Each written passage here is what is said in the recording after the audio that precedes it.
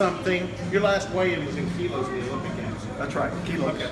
So John Smith's more used to kilos, and we're ready to do this. So guys, get ready. I think Kenny will have you.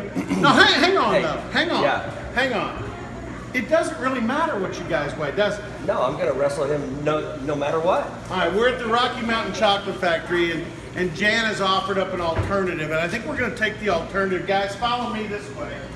You may have heard for the Pledge to the Troops program, and I don't want to go too far with the microphone.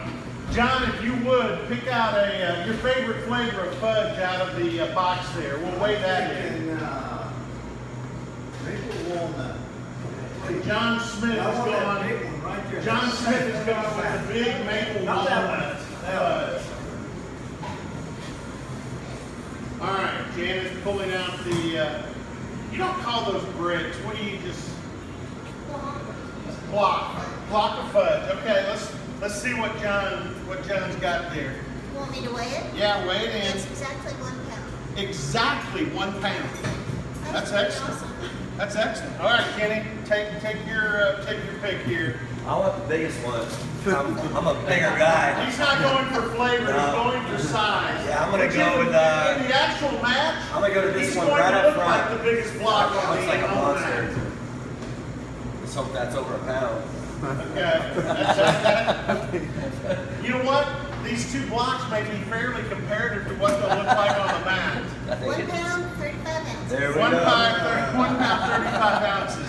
So I don't know. I think the blocks are not quite comparable. I think nothing against Kenny. It's close. You know, I mean, it gets pretty serious. So, Oh yeah. you know, I'm about half nervous. You know, I'm kind of sweating and feel a little nervous, a little uptight, like it is a real competition. This is going to be a. Okay. The other rumor is that he's been getting some technical help, and one of his technical coaches lives under your roof.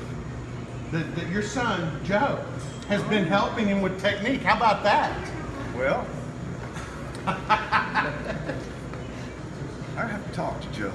We might just have to have a little talk with him. Well, he needs a little bit, right? I mean, it's good for him. He's going to have to use his size, and I'm just going to have to be a little quicker, I think.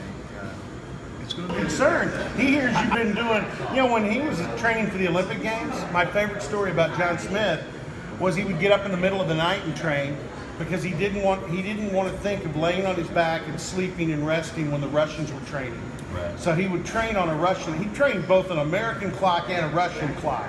What are your training secrets? Well, I'm not sure I've got any secrets, but I have been in the weight room. I've been in there when his team is there, and I'm watching them train. And I'm not sure that that's good or bad.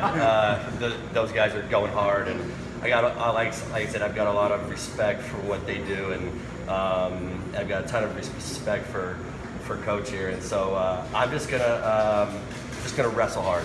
How about that? I'm just gonna wrestle hard and have a blast. And again, I think the greatest thing about this whole thing is as you go through all this stuff, there's not many guys like him across the country who would even agree to this.